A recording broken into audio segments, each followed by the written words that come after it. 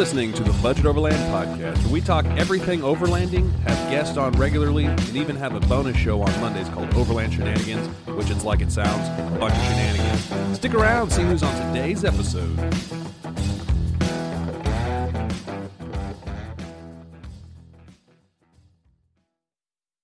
Caleb and Paige from No Barrier Adventures. How are y'all doing tonight? Doing great. Doing great. Thanks for having us. Yeah, thanks for coming on the show. You guys are officially in the top 2 or 3 first people back on the Budget Overland reboot. And it's funny because we just met at More Expo last weekend. And I think that's so cool. Yeah. You guys kind of stood out to me. I randomly met at you guys over at Okie Overland, their little tent over there, and there's no strangers at an expo like that. And I just, we were hanging out. I was like, "Where are you guys? What are you doing?" and all that stuff. So I want to know we're the crazy people about with the cross track. yeah, it's something you don't see every day. That's right. Especially at I was reading your bio and everything.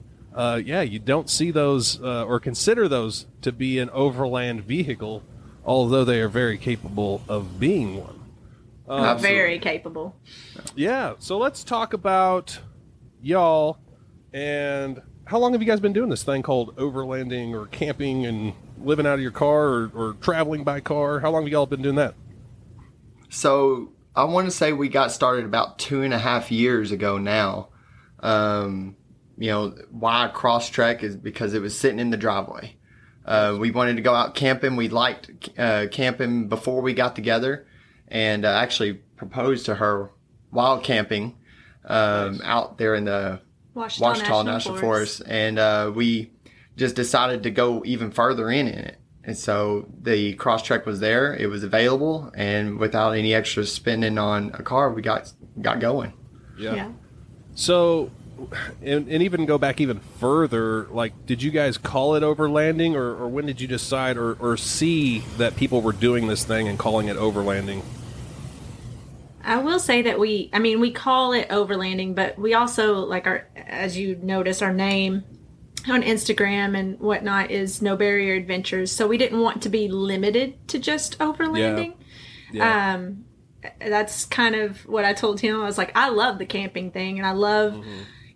quote unquote off-roading and whatnot. But, I want to be able to go into a city and go to a brewery or a winery or a museum or, tell the history of a certain area or something without it just always being overlanding kind of thing. Yeah.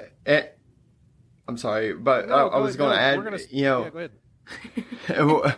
When I talk to people though and describe what we do, I definitely use the term overlanding. We just, call it our travels, our trips, and everything else. Like you were talking on your last podcast, y'all were talking about what is overlanding, and what the definition is and all this. So it's up in the air, but, when you say overlanding, people know exactly what you're talking about. So, yeah. Well, what I was going to say is like all the, I started Budget Overland Facebook group back in 2021. And that's kind of when, like, I'm from Missouri, you guys are from Arkansas, so kind of this area, we knew about overlanding, kind of, and at least I did, I'm speaking for everyone, and then, boom, it just blew up, and so now you've got Johnny Overland, his channel's called Johnny Overland, or whatever, and right. Sunflower Overland, it's like, everything is like a name and then Overland on the end of it. Which, that's probably a lot of our listeners and stuff. So I don't want to like throw shade or anything like that. But of course not. It doesn't restrain what you are about.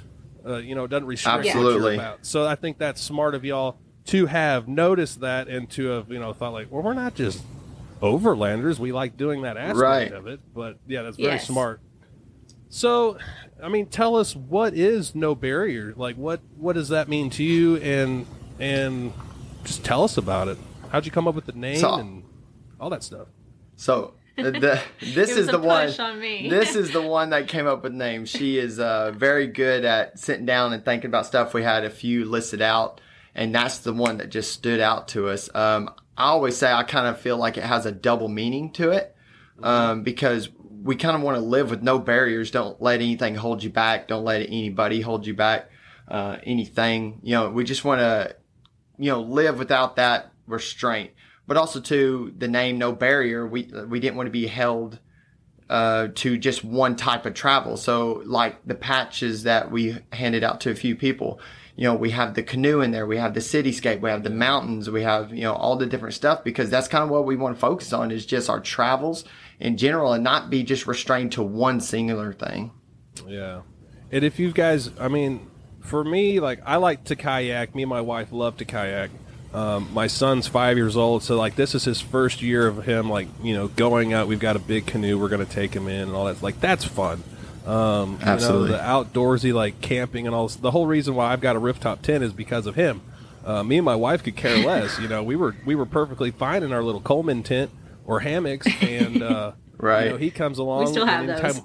Yeah, anytime we like camp with a friend or something with a rooftop tent, he was always crawling up in their tent. We're like, well, he's only going to be this old. Yeah.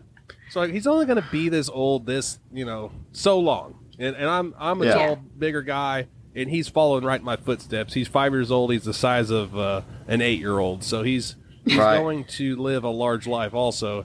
And, this little fun stuff, he's just going to look back and say, man, that was killer. Like those memories of us, like me growing up, my dad, he had a big camper, and we'd always do that and do the camping trips together. Those stuff really resonate with me, and hopefully that trickles down to him, and he'll do that to his kids. But yeah, I mean, the memories, that's where it's at. I was rereading one of our posts the other day about, I think it said something along the lines of, Garth Brooks says, I've got friends in low places, and we say we've got friends in beautiful places, because we've met so many people along the way. You know, and that's just one of the main things, is the memories and the people and all that stuff. So yeah. And we got the rooftop tent. Let's get this straight. We got the rooftop tent because it was cool. I mean, because that's how I've always camped, was in a ground tent. And I'm just like you. I'm like, I'll rough it. I'll sleep on some gravel. It don't bother me, But that rooftop tent was calling my name, so we went for it, and started our journey with that thing. What tent do you guys have? Iron Man 4x4. Yeah, Iron Man 4x4 soft shell. Yep. Yeah. Cool. And you slept the whole 52 nights last year in it? Yes. 52 So, 50 nights in the tent and 2 nights on Lake Ouachita on one of the islands. That's right. Awesome. Very cool. Yeah. So, just getting a little nosy here, do you guys do this full time? Do you work X amount and then save up? And I just want to know that process, because you said 16 states last year? Was that 16? Yes. So, wow. That's 16. correct. 16. So, yes, we work full time, and we're very lucky to have some great bosses that let us have that time off of work. Now, I do put in months in advance on these long trips. Last year, we had an 18-day trip and a 16-day trip separated, plus filling in the blanks, to get 52 nights in 1 year. I mean, that's for us, that felt like it was getting it. Yeah. And we worked full-time jobs as well. So we really had to fit that in, had a plan to make that happen. But yeah, I'm a heavy equipment operator. Paige is a bookkeeper. Payroll specialist too. Yeah. Payroll specialist as well. So, that's what we do. And we save up. We, try to budget as much as we can, whether it be eating out. Heck, we went 2 years without a dryer because we're afraid of buying a dryer that it would take away from our trip. So 2 years we went with, hanging our clothes. It outside and whatnot. But also he also only gets, he now gets more, but he only got 1 week of paid vacation, and I got 2 weeks of paid vacation. So if you take 18 days in the spring and 16 days in the fall, and then everything in between, there was a lot of time we weren't paid while we were out doing our things. So it's definitely budgeting. And, one of my sayings and mottos is plan to be spontaneous. So that works in there as well. So. So what's really cool is that you guys understand that there's, and I'm not knocking, we never knock anybody, but you guys are kind of rare on this, because a lot of people want out, they go out and they buy the brand new big 4x4 or whatever rig, and then outfit it with everything, and by the end of that you don't have any money to go travel. It's just sitting in your driveway. That's right. Yeah. And that's right. I always envy the people, and there's no excuses. You guys are working your butts off to do this, and you're making it happen. Yeah. So, Right. to actually, it shows you where your priorities are. And you guys obviously Right. have yours, you both are on an alignment with each other as to what you want. And you're also working together to make it happen. I think that's fantastic. And anytime you could have, a travel budget larger than like your gizmo budget, I mean, that's awesome. Right. Yeah. Kudos Well, to making it happen. Yeah. And thanks. Yeah, we really take into consideration everything we do to our car. Is this something that we're going to use in the future, or are we going to have to upgrade? And if it is going to be a have to upgrade in the future, we really think about like, how much is it going to benefit us now then? Is it something we can wait out on to get another piece of kit, or to take those finances and put it onto a trip? Yeah. I mean, we were even running a Yeti until just recently. Yeah. We just got a fridge. So Nice. like last week or the week before. Yeah. So, you just make do and get out there with what you have until you can get that next thing that you need. Right.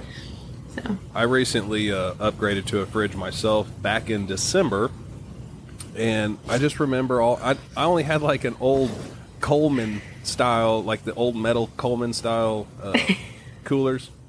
And after every trip, it would be, Right. food. You'd have food waste and slushy stuff. It's just nasty.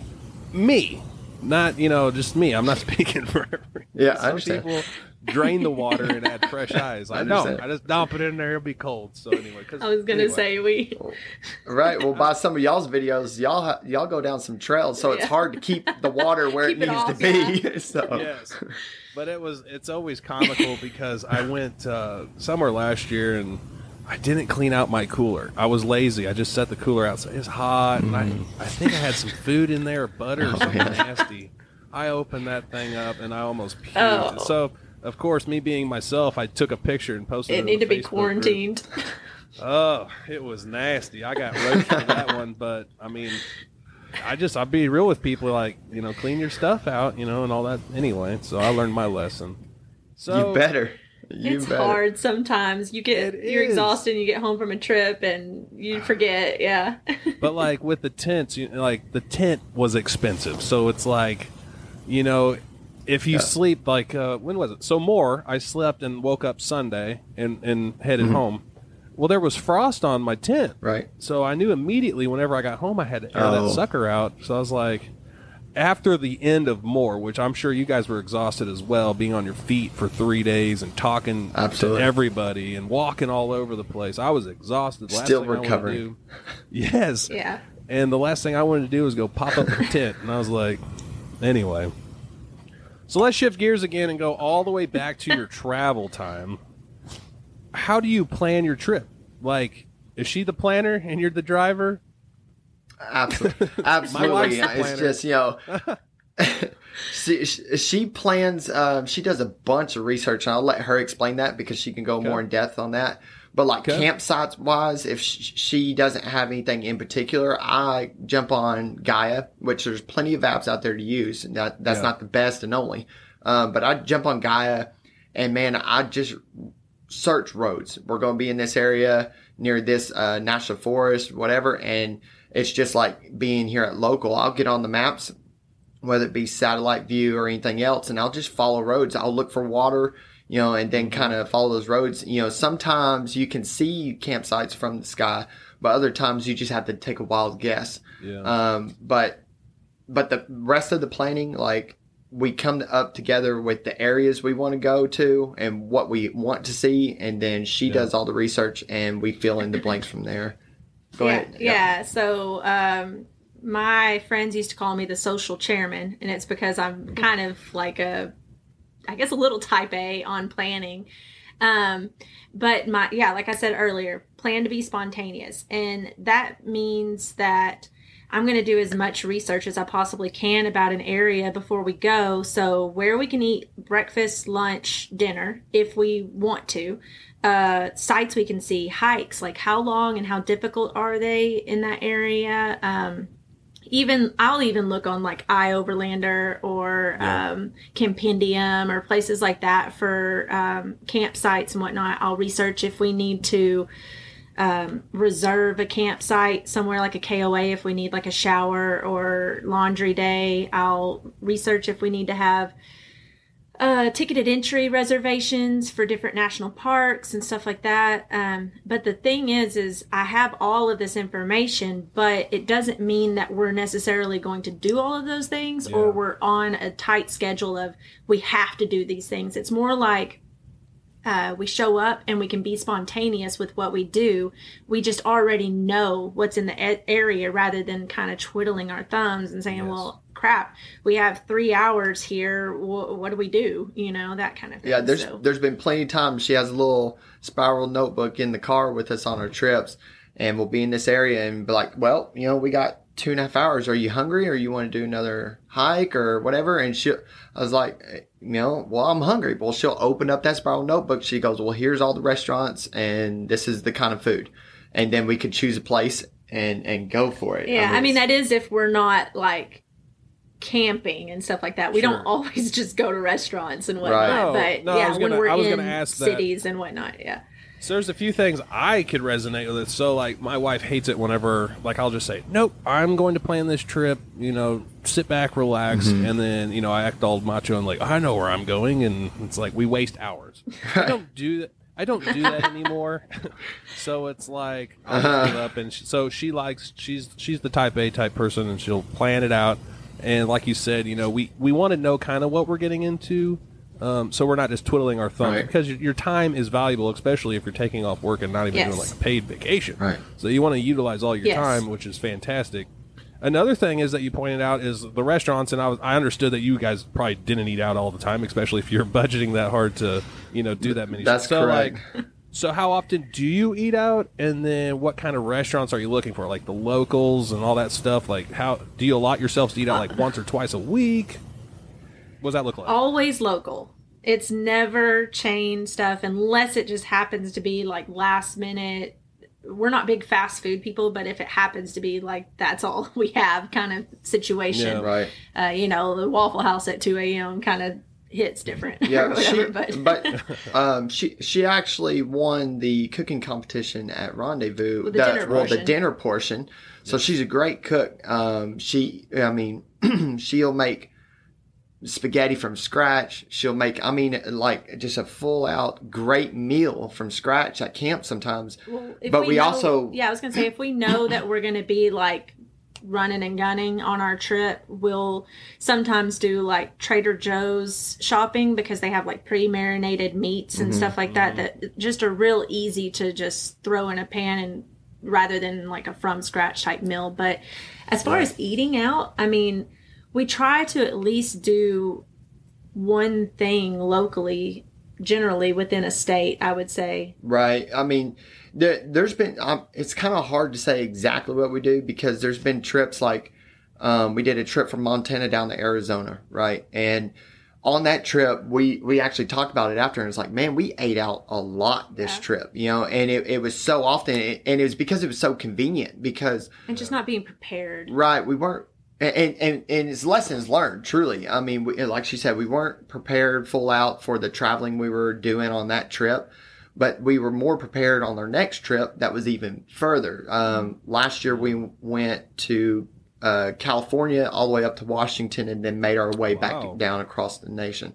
Yeah, so great trip. That was the 18-day long one. Wow. And in 18 days, we about hit 7,000 miles in that one trip. So with running and gunning like that, we really, you know, made our lunches quick and easy, whether it be like the trail mix kind of stuff, wraps. Charcuterie. And made dinner a little bit special every now and then, but we mostly did quick and simple meals for dinner.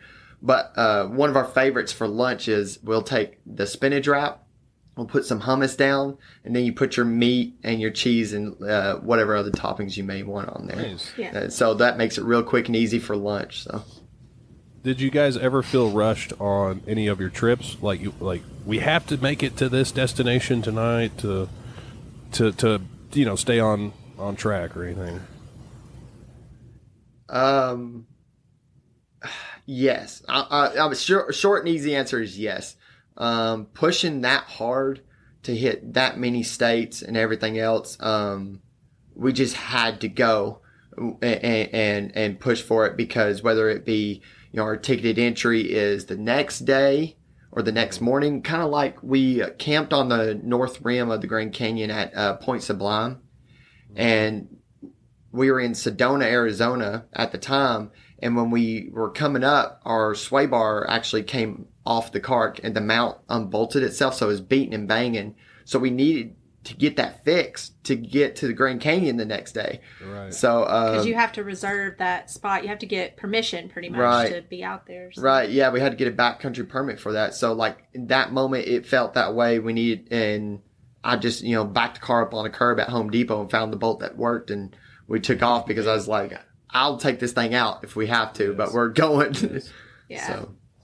So what does 23 look for you, like you guys this year? Do you have big trips planned? Do you have like R&R? Is this a saving kind of year, or what are we doing? Man, you about hit it all, actually. Initially it was supposed to be a savings year, right. Because of just, all the things that we've done in the past 2 years. But we do have at least one big trip in mind in the June, July area. We're trying to make it out to the Pacific Northwest Overland Expo and hit up Montana and Idaho and Oregon again. Man, so Idaho we haven't really traveled much. So I would love to do that. Well, come on. Let's go. Yeah, all you have to do is just make it happen. That's right. Me and my wife are talking about going, and with our son, to not the Pacific North, to the Upper Peninsula, maybe in late August, maybe early September. That we always try to do one big family hoorah trip, for at least a week, 5 days. Last year it was spontaneous. We went to Colorado. And, I ended up getting sick about halfway, and I just made everybody just miserable because I'm just a big baby. Man. So I was just, anyway, live and learn, So anyway, that's our goal for this year. But, we do a lot of trips that are kind of local, and we're trying to do some more weird stuff. Like, I say weird because not a lot of people say, hey, I'm going to go take a trip to Kansas. It's like, Right. Oh, well, that's true. Yeah. Well, we did the Maine. Oh, I'm sorry. We did the Maine, Vermont, New Hampshire, New York trip. Wow. Yeah, we hit the whole Northeast.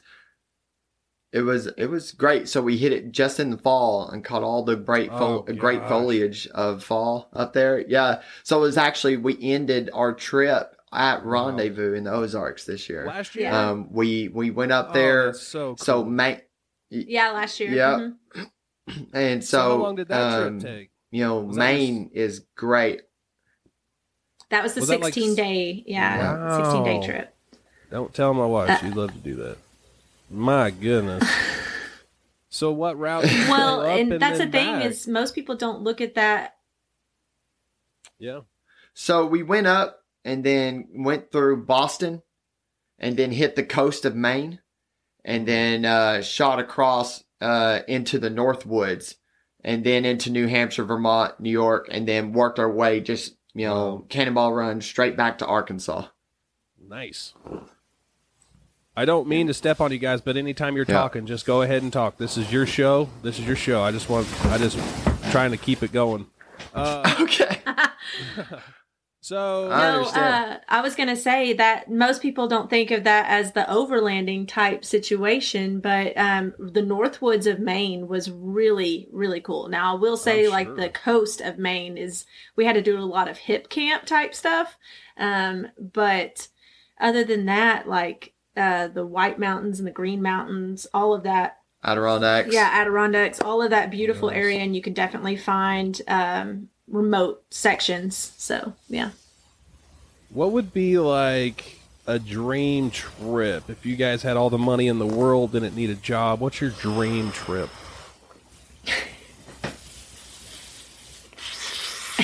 Are we talking by vehicle or? You guys want to go to Mars? You can go to Mars. I don't care.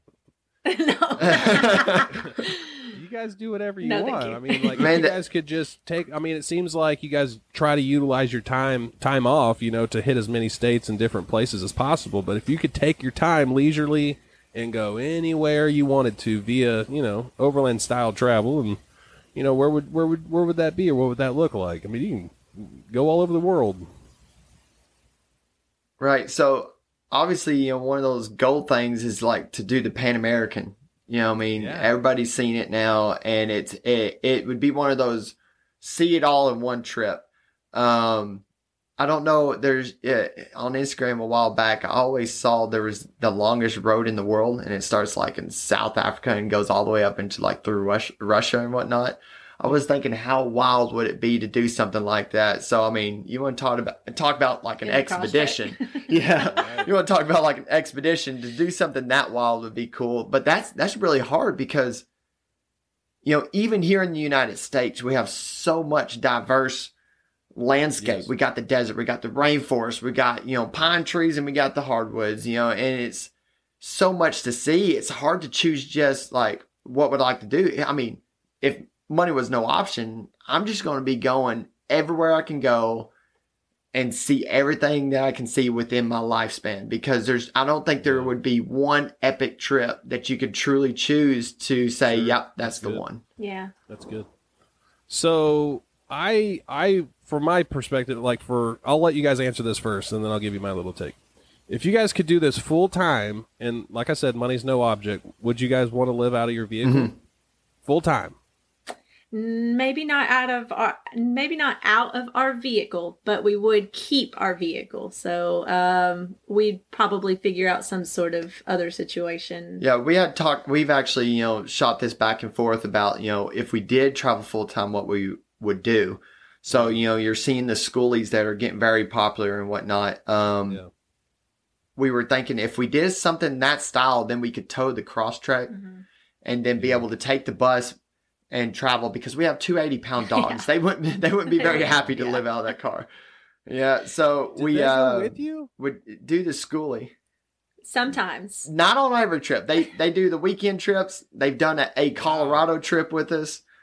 Yeah. So they do come along. And so to make it comfortable for them, we do a little schoolie and tow the cross trek behind just to go deeper into the woods when we got there. Yeah. Very cool. I could lean more towards, not necessarily, maybe the schoolie. I was having a conversation today with a friend of mine, and I was like, because he told me he had a bus he's converting. I'm like, man, I can kind of see myself doing that. I don't like, I like the rock crawling, not necessarily rock crawling, but trails. That's fun and stuff. But like to actually travel to see things, I would like to be a little bit more comfortable and spacious. So like that would be cool. Okay. Or like the van life, something like that. I could see myself doing that. But going back to my initial question, as if you guys could do it full time and would do it full time, I think I could do it seasonally and I've talked to my wife. I was like, I can't do this full time. I was like, I have to have a home. I have to have a base. Yeah. You know what I'm saying? So it's like, if I could do it for 2 or 3 weeks at a time, come home for 2 or 3 weeks. I don't care. And then recharge, go back out. Is that just comfort or? I think just, probably, not necessarily comfort, but I've got a lot of family where I'm at, this area. It'd be kind of nice just to recharge. Like, the longest trip, honestly, I've ever been on has been maybe like 12 days, and it's like kind of living out of your vehicle. It's like, that took a toll on me, like physically and mentally and stuff. And, anytime me and my wife can, like if we're doing a trip together cross country or anything, we're always staying like maybe at a KOA or something, just because of the amenities like that. You got the shower house, for Absolutely. My son, we've got the pool and the playground, so he can have fun doing that after being cooped up in the car all day. But I don't know, maybe that changes. I always like to ask people that question. That's a new question, because some people are really passionate and they could probably do it full time.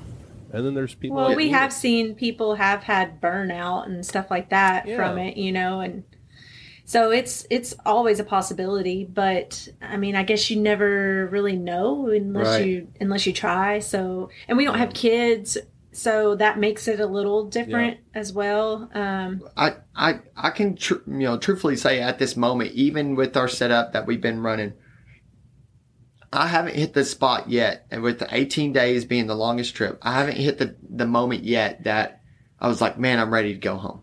I have, but just for my dogs. So if they're with us. Yeah, it's always the pups, man. If the dogs are with us, I'd probably be A-okay. So There you go. But yeah, and in the KOA, I definitely understand, because living this way, we've done laundry at laundromats, from one place to the next. Generally, we'll do 4 or 5 nights out in the national forest. That's one way, we save money, is that we camp all national forest, BLM. As much as we can. Yeah, and Sure. If it's available. And then we'll do, that 5th or 6th night, we'll do a KOA night. That's when we wash our clothes, take showers, and, we have Wash a our photo. Yeah, wash a booty. We have photos of our car just completely just torn apart because we're pulling everything out and arranging, because you know how sometimes you pull something out and you don't put it back in the right spot. So you have to kind of rearrange. So Yeah, it drives me nuts. So I know.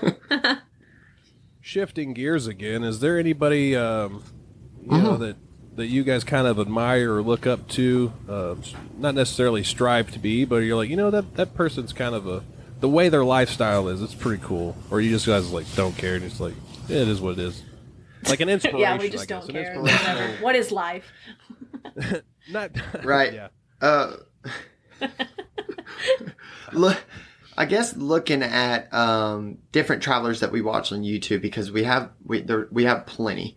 I mean, you got Lifestyle Overland, you got Epic Family, you got X Overland. Even Kara and Nate. Which Yeah, is total Kara and Nate opposite is completely opposite of overlanding, but they are a travel couple and they've been all over. Everywhere. But they fly and stay at these nice hotels and stuff. Nice. Well, they do like gritty challenges and stuff. We really, as well. But yeah, we really look up to them just off their for inspiration of like that passion for travel. Mm-hmm. We get more excited when we see somebody else doing it. For me personally, who is that one couple in the Toyota truck? Bound for Nowhere. Bound for Nowhere. Bound for Nowhere. I love. I mean, they work while they're on the road. You know what I mean? It's not like YouTube's making them their money. Well, and not sure all it of them is. are that way as Yeah. well. But Bound for Nowhere, I just like how they move, and they live full time out of their truck. And their setup is awesome, but the places they go and just how they look at things and how the couple gets together, I kind of inspired to be them, I guess. I will say Bound for Nowhere is good, and we really like Epic Family Road Trip as well. But I will say somebody who's not on YouTube, who inspired us from the beginning, is when we were... Do you know where I'm going with this? Go ahead. Okay, when we were camping at Point Sublime on the Grand Canyon. There's only 2 campsites out there. I don't know if their Lifestyle Overland does an episode on it, but anyways, there was a couple in their 70s, and they had never had kids as well. They had nieces and nephews and whatnot, but they have traveled the world together. They were there camping in a ground tent and whatnot. And I mean, they've been to Africa and Australia and all over Europe and just everywhere. And they're still going in their 70s out there, just living life to the fullest. And so I would say they're definitely an inspiration. Yeah, we always look back we always look back at that and say, that could be us for sure. Because like, they're not going after anything whatsoever but a good time. Yeah, and being with Just each living. other. Yep. That's it. Fantastic. That's great. Well, let's see. We already covered those things. What advice would you give anyone trying to not commit to this lifestyle, but maybe just try this lifestyle? Of sacrifice and then traveling as much as possible. Right. So, kind of one of our sayings is start where you can and go where you want. I'm a big believer in, the first thing you need to get out is a tank of gas, and get you something to cook with, get you something to sleep in. And, depending on weather, whether it's going to be cold or hot, prepare for that. But start in a ground tent. There ain't nothing wrong with that, because I really suggest that you get out and make sure that you enjoy it first before you start spending all the money on rigs that you see, because you think you might find out, actually that wouldn't work best for you even if you did like it. So start where you can. If your vehicle is capable to go down a gravel road, most National Forest roads are gravel. And a bunch of them are maintained, and there's primitive spots right there. So get out, see if you like it, and then work your way there. So our car is all decked out, if anybody's seen it. But it didn't start there. Yeah, it did not start there. It was a process over 2.5 years, and we're still working on it today. Yeah, and I would say also just making it as comfortable as you can for yourself within your means. So, like, take, the appropriate stuff to wear, but stuff you already have. Yeah. And then make your favorite meal at camp if you want to. Take a good chair, take a book, take something that's going to make it worthwhile for you rather than you get out there and you're like, this sucks because I can't eat pizza at camp or, whatever. Right. Well, you could have picked it up on your way out if you can't cook it, that kind of thing. Yeah. And so just make it as good for yourself as you possibly can so that you have the best experience that you can. So yeah, that's fantastic. We always say that. Well, I say me and Jay used to say that all the time. Is like, if you're going somewhere, just grab something to eat on the way out there. You're going to set up camp at night anyway. Why be miserable? If you're taking people with you that aren't regularly campers or anything, make it as comfortable as possible. Like your kids, or even your friends that go with you, make it as comfortable as possible for them to where they want to go back and do it again. The same thing. Your vehicle in the driveway is more than capable of being an overland rig. Put some gas in it. Yes. People always say, what do I need? Like if they buy a truck, what do I need to mod out my truck? Well, you need nothing. A full tank of gas, some sleeping gear, a cooler, and hit the road, buddy. If you want all the cool gadgets later on, like we're all on different journeys, and like your rig and all your needs and stuff are going to shift and change over time anyway. People just don't go to Instagram and say, I want that. Some people do.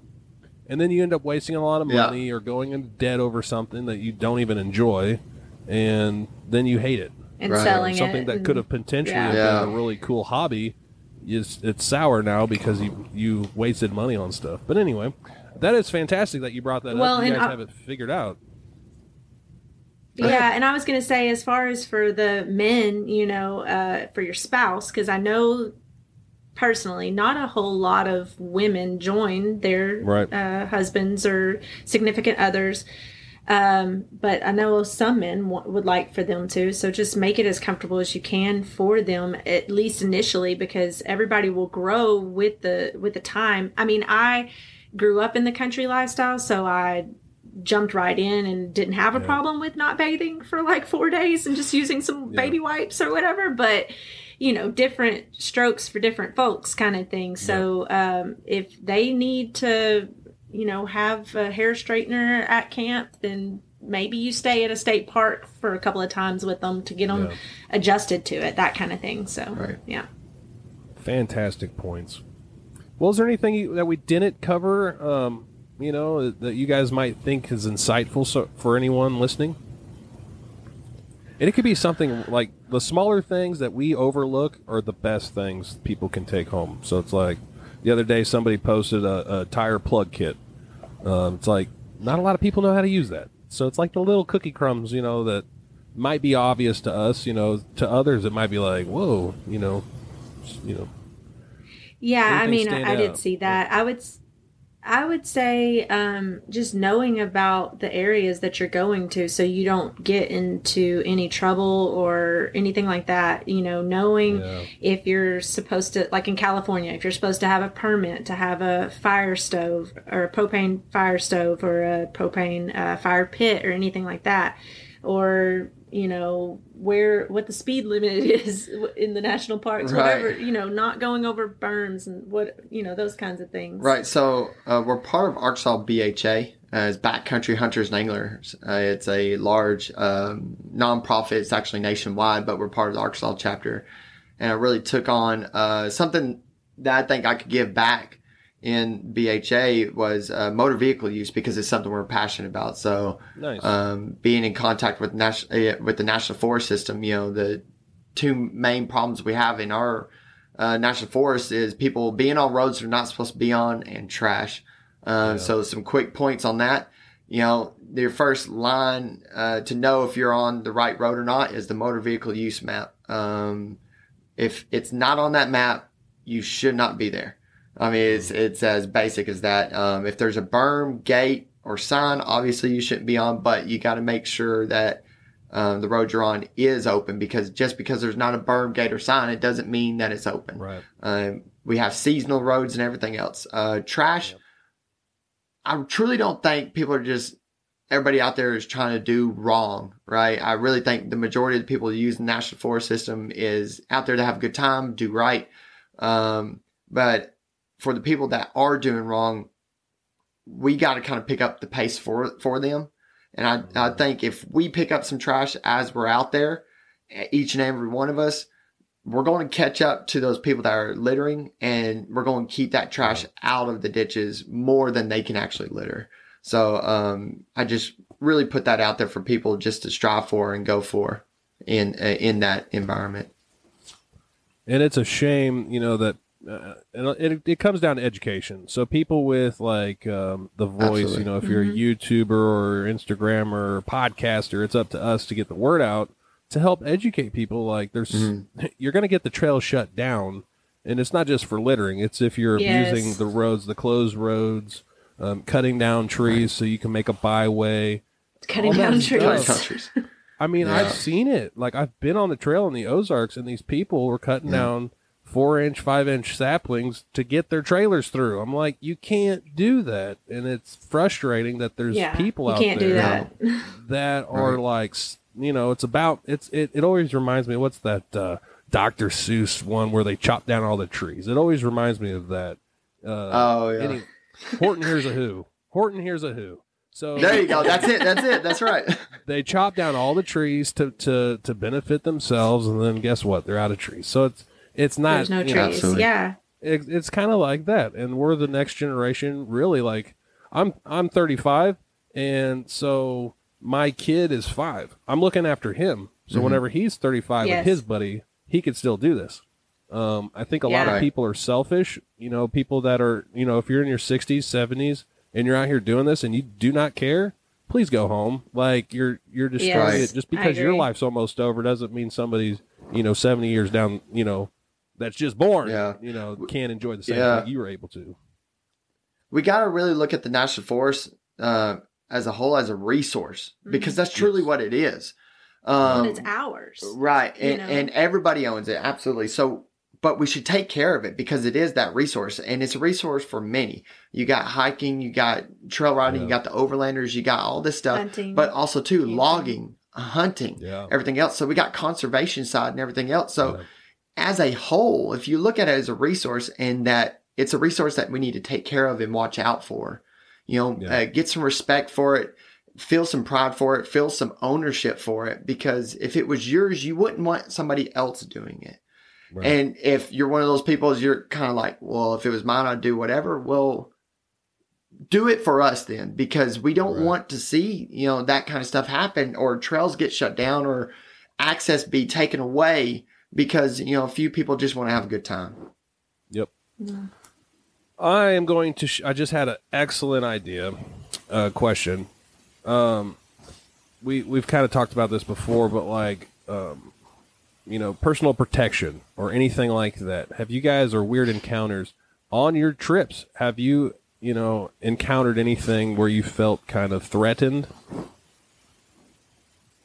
And you guys traveled a lot.